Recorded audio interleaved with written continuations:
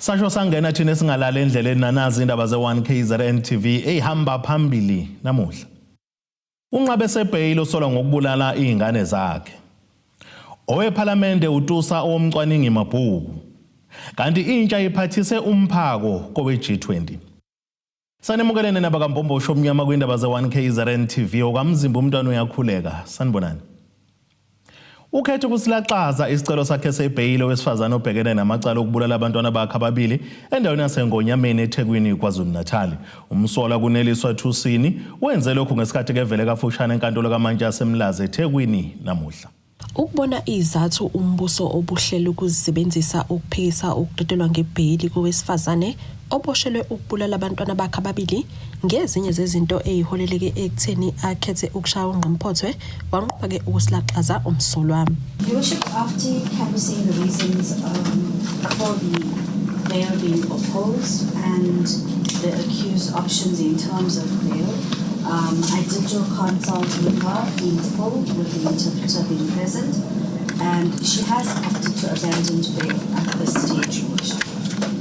Njengenjwayelo uneliswa Thusini ubeboshwe ngamaketango ezinyaweni kanti ubelokhehlele kubodisile efake okusifihla ubuso oqamile umluko omusha benawo ekhanda ngesikhathi kubizwa igama lakhe uke wahlala isikhathi kuhle komuntu ke obengezwa nokuphoqa ukuba ke aphinde abizwe amalungu omndeni wabantwana akhale ngomsolwa ohlukumeza uyise wabantwana yize eboshiwe.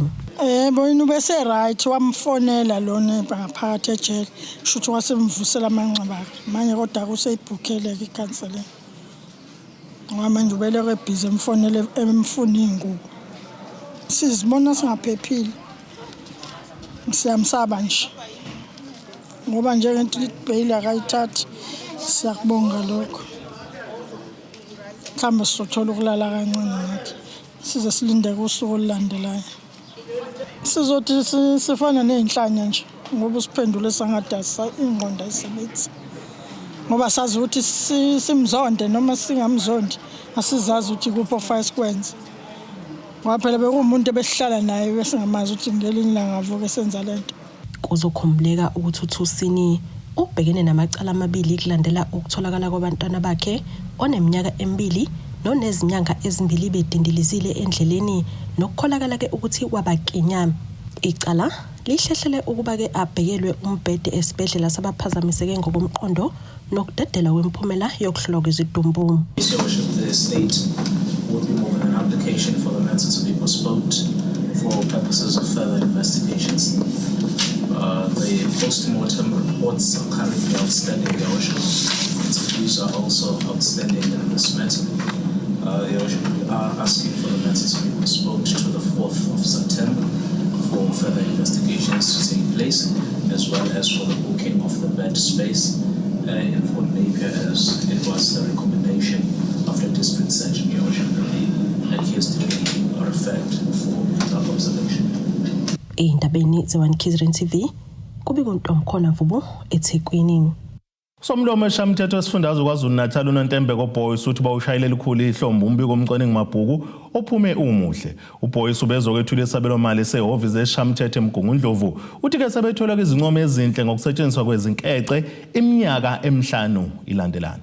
Usomlomo weshamthetho sesifundazwe KwaZulu-Natal uNontembeko Boyce uthi yize imali eyabelwe ihhovisi lakhe ingagculisi kepha umsebenzi awumile. Nangona imali incane asikho isizathu sokuthi sibe unaccountable.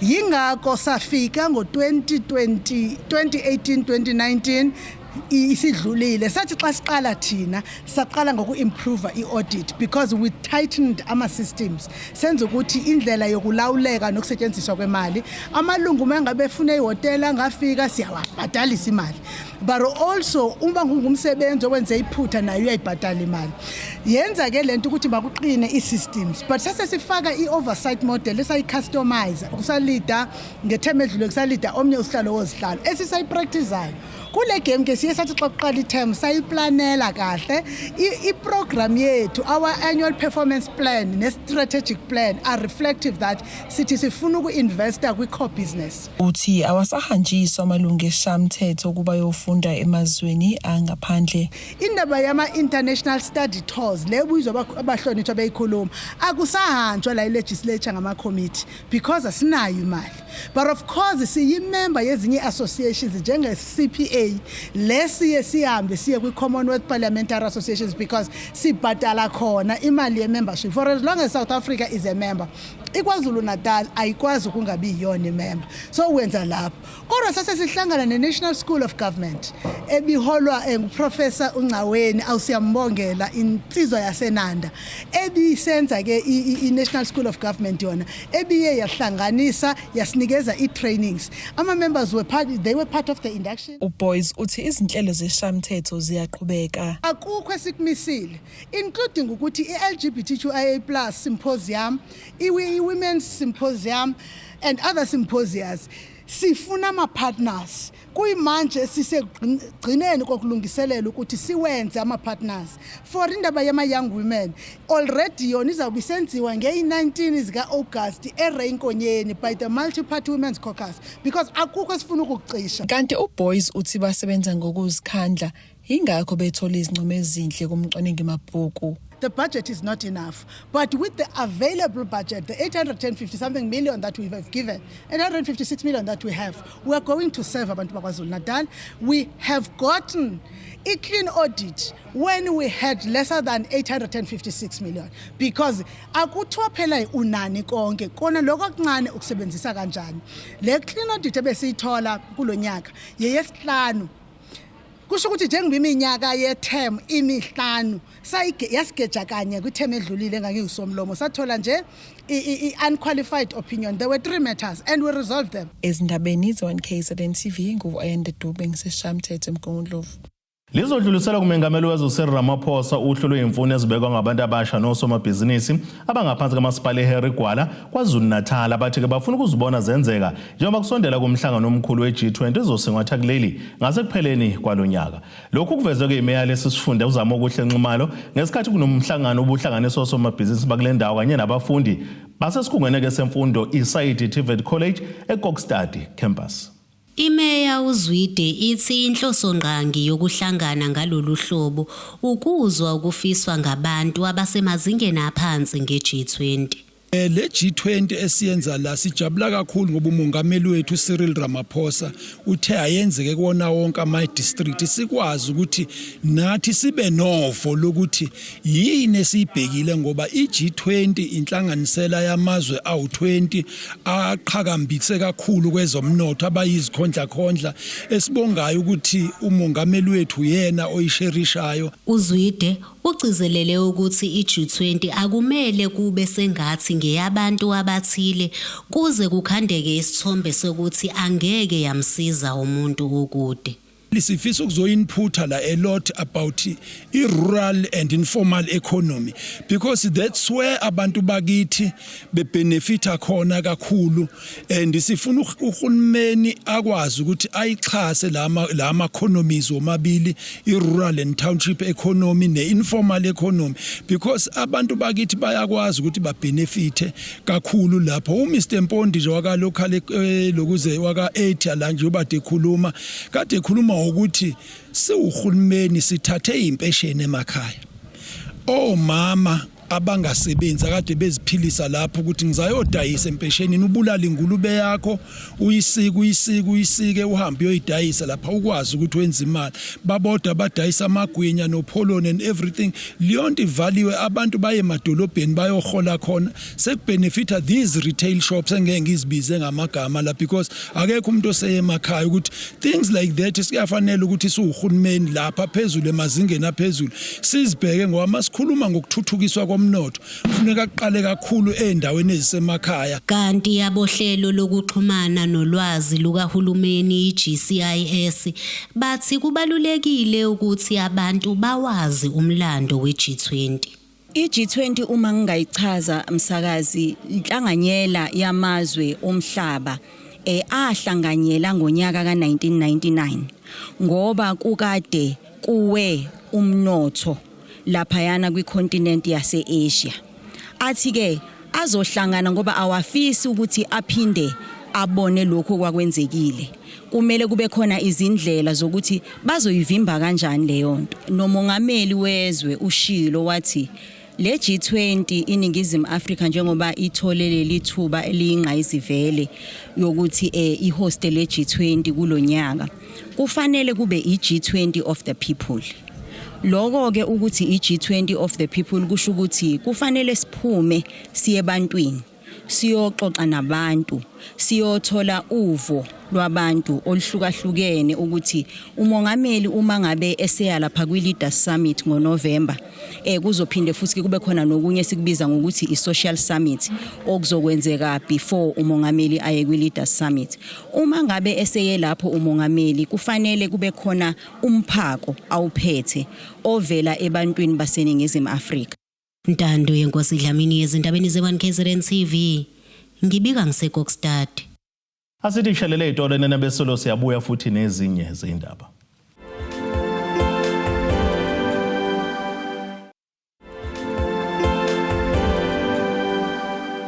Asibonge siphinde sinamukele futhi kwindaba zethu ze1KZN TV. Nazo ke zona ehamba phambili namuhla. Unqabe seBhayili osolwa ngokubulala izingane zakhe. Owephalamende uTusa omcwaningi mabhuku. Kanti intsha iphathise umphako kowe G20.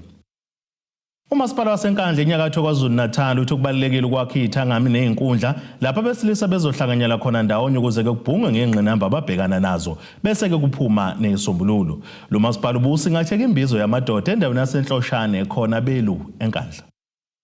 Abephume ngomningi bawo amadoda ngaphansi komasipala waseNkandla uzoba ingxenye isithangami imbizo yamadoda kulombuthano bekuzokwelulekwa kuphindwe kubhungwe ngezingqinamba ezibhekene namadoda nokuthi ke awangahlukumezi. Usomlomo kamasipala waseNkandla uthi bamelene nokuhlunyezwa kwabesifazane nezingane. Usuku namhlanje usuku olubalekile kakhulu kuthina njengomkhandlu waseNkandla. Lapho umkhandlu uhlele khona ukuthi kuzoba nomhlangano wembizo yamadoda onke aseNkandla from Ward 1 to Ward 14 lapho sizokhulisana njengamadoda. Izulu sithi indlela ibuzwa kwabaphambili. Kunabafowethu abangangami nabangaphansi kwami, kunobaba abadala kuyaphezulu. La sikwazi khona ukudodisana ke umhlonishwa umeya wethu ke ukhansela NFJ Nzuza uhlelelo lusuku ukuthi ke akazovalana thina njengamadoda. Kesikwazi ukunikana amasu namaqhinga ukuthi indoda ikhalaphi indoda ibikapi indoda kube khona la ibika khona. Uthi kuzoqhutshekwa kuqwashiswe kwamadoda nasezindaweni ke zamakhosi. Bazobe sebephendula sebeba nemizo kulokhu ade befundiswa khona. Lapha emhlanganweni ethi kukhona amakhosi khona izinduna. Ngisho einkantolo emkhandleni yamakhosi udaba luzobe lixoxwa lolu. Kunama forum vele kuneforum esekhandwe la ezokwazi ukubheka ukuthi lokho esasekufunda sesihamba ibanga elinganani yini okufanele kwenzeke ukuze kugcine kube nesizwe esinokuthula isizwe esiphilile. Inhlangano yangamele ke ukuxazulula izinkinga zemndeni Family South Africa yeluleke amadoda ukuba ke abike ngezinkinga abhekene nazo emndenini engafelike ngaphakathi. Iqhaza lethu njengoba kade sikhona kwimbizo yamadoda eNkandla enhloshane noma kadina besizogqugquzela abantu besilisa ukuthi uma kukhona inkinga abanazo emndenini ebudlelaneni nasemshadweni abaphume beyoreporta ama issues ababhekene nawo noma bayekobika ama issues ababhekene nawo ukuze bezothola ukwalulekwa ke kwecounseling akusikhona ukuthi kube sekulimit ukuthi wena wedwa uzothola icounseling noma uzothola indawo evulelekile ezokwazi ukukhuluma khona ngodaba lakho. Uma ufika njengomuntu wesilisa usho ukuthi inkinga yakho idalwa unkosikazi sizokwazi ukuthi simbize nawe unkosikazi kwazi ukuxoxa naye. Makuukuthi inkinga isaqhubeka futhi iphinde ithinte nomndeni wakho noma nezingane zakho nakhona futhi siyakwazi ukunibiza ninonke egumbini laka FAMSA nizokwazi ukukhuluma nigayidwe kakhulu noma nilawulwa umthetho kakhulukazi obizwa ngeconfidentiality. Inkosi yakwaNtuli nayo ibingxenye lombuthano obuhlanganisa amadoda ithi nesifiso sokuba ke lezi ithangami siqhubeke kuzona zonke izindawo ukuze kwakhiwe amadoda aqotho.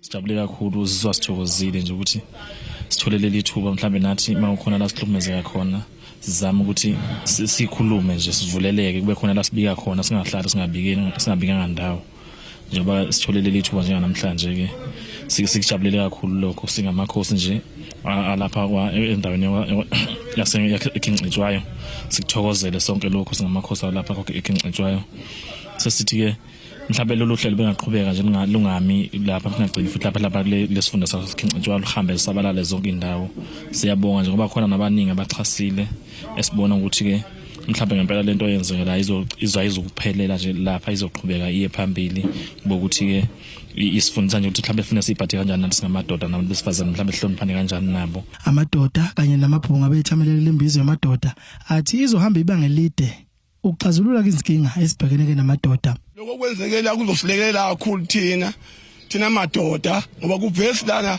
kusaphithizela kithi ebizimali esikoleni akabi kuhle nje ngithi angisusala ngisusala ngaphandle ngalalela inkulumo nje ikhulunywa leholo akho nje ngijabule kakhulu mina mangithola umlayezo nje kubantu abahlukahlukene beqonisela kithi enhloshana futhi ngasuma kahle makuthiwa kuzoba khona abalimi kukhona nabafuyi kukhona nabezenhlala kahle kukhona namaphoyisa sangalekelela kakhulu nje phefumule ngelaphekile nje mina mangingasho nje ngelaphekile indlela ade kukhulunywa ngayo nje bengeke ngisale ngaphandle athi ngiyona indoda la enhloshana.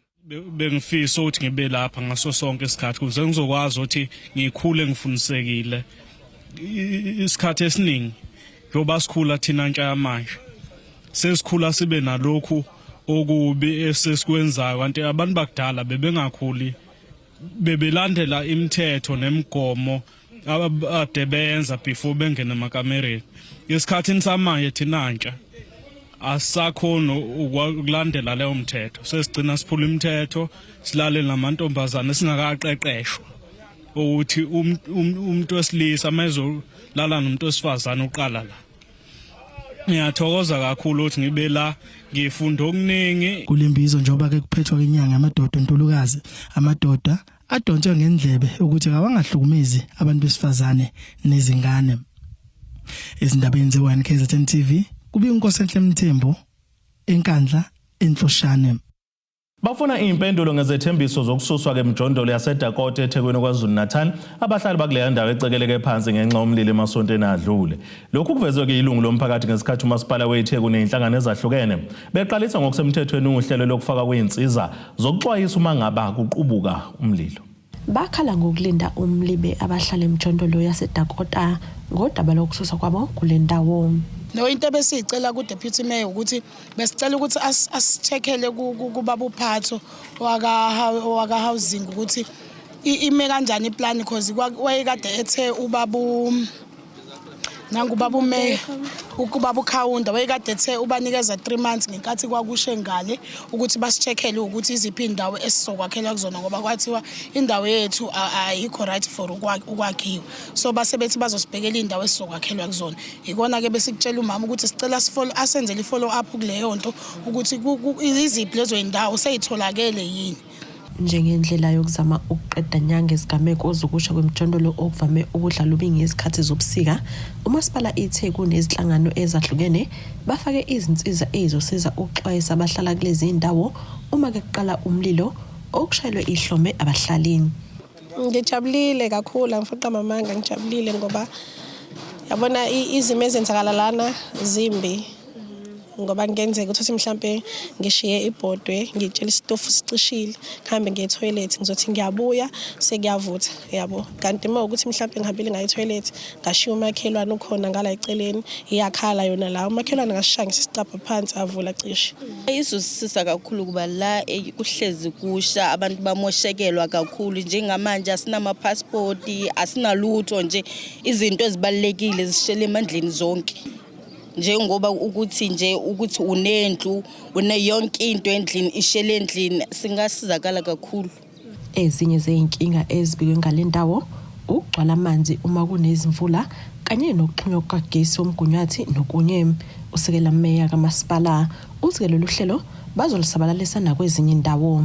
Disaster management wazosinikeza lokhu bakubiza ukuthi le document i-disaster management level 2 okuyiyona eguidayo ukuthi iziphi izinto ekufanele zenze. Le program ke akuyona indawo yokuqala neyokugcina la sirola khona out kodwa sizokwazi ukuthi sispread iTheku lonke la sizobheka khona kuqala indawo esiyibiza ukuthi zingama hotspots la soke kwenzeka khona imililo ekhona ngoba siyafisa njenge leadership yaseThekwini ukuthi ngelilanga njengeTheku sibe u0% free of lama disasters enzeka ngemlilo. Ezindabeni ze1 KZN TV kubi kuntomkhona Mvubo ngiseThekwini. Uhlalo abantu abadala esifundazweni KwaZulu-Natal uJeremiah AC Mdlalose uthi ukuzibandakanya nezemidlalo kwabantu abadala kuyabasiza kakhulu ekutheni ke bangangena izifo kalula. Unyanda ephahla ubeke kanjena ngesikhathi ke semtubatuba kuzoqoqa isquad esobhekana nabanye komasipala njengoba ke behlungela imidlalo yama Golden Games. Izaguga zasemtubatuba enyakatho nesifundazwe KwaZulu-Natal zishiye konke phansi zaba ingxenye yemidlalo yabadala yokuhlunga isquad esomela lo masipala kwimidlalo yama Golden Games wesifunda uMkhanyakude. Uhlalo abantu abadala uJeremiah Mdlalose uthi lokhu kuyabasiza kakhulu abantu asebekhulile. Isemqoka kakhulu ngihlale ngisho le ukuthi ukuyivocavoca nje kukodwa kuyiphilisi elidlula iphilisi leli kwadokotela ngoba ngesikhathi uyivocavoca bathi laba baziyo bathi negazi lihamba kahle nenhliziyo ishaya kahle lokho kwenza ukuthi uyithola uphilile kusemqoka kakhulu lokho kwenziwayo. Sizokhumbula ukuthi ngesikhathi esiphambili umuntu omdala wayevela empeshenini kulonyaka ngonyaka ozayo seshonile kodwa manje uyabona abantu sebeyadonsa manje bayishaya ko70 baphilele ko8. Ngaphandle kokudlala kwabantu abadala kodwa lokhu kuyabasiza ekutheni bakwazi nokukhuluma ngezinkinga ababhekene nazo emakhaya okuhlanganisa nokuhlukunyezwa kwabo.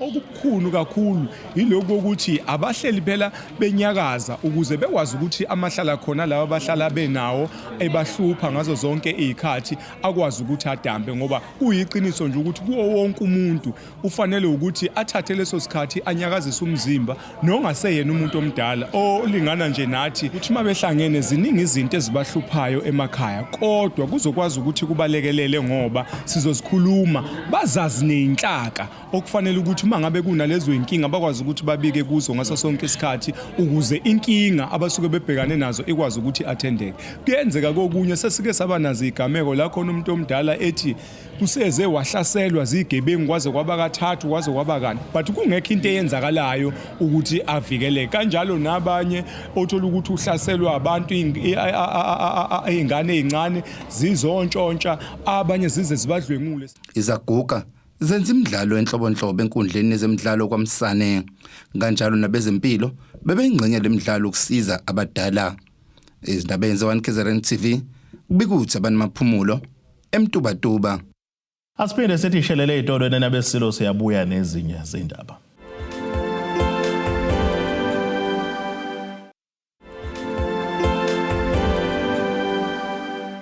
Asibonge siphinde sikwamukele futhi kwindaba zethu ze1 KZN TV nazo ke zona esithi yizo ezihamba phambili namuhla.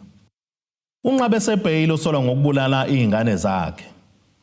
Owephalamende uTusa owomcwaningi mabhuku. Kanti intsha iphathise umphako kowe G20. Ake sibheke engosini yezomnotho.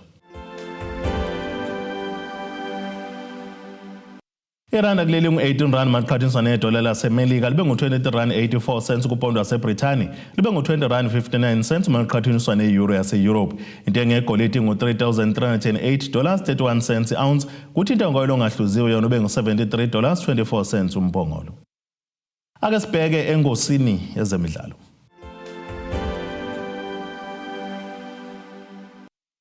Umdlalo weBanyana uJermaine Seposenyo usephumele obala ngokumenza waqoqa ukuyeka ukudlalela leli qembu lesizwe.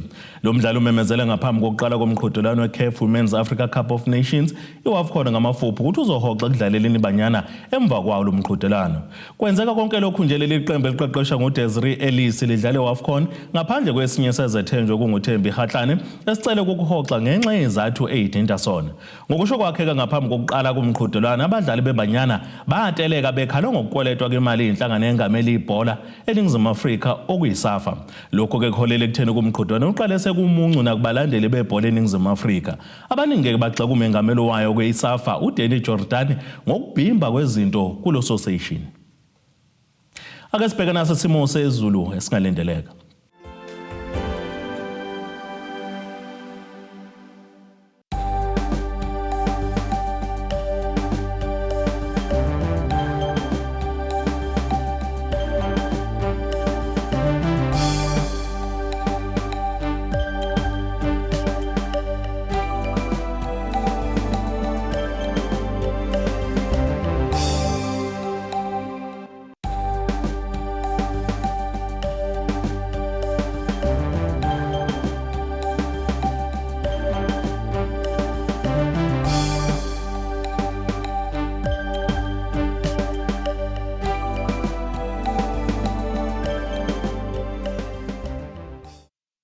Nina bentulo ebande ngodonga kwela kithi kwaNongoma kwamzimba umntwana nethimba lonke le indaba sithi khumu.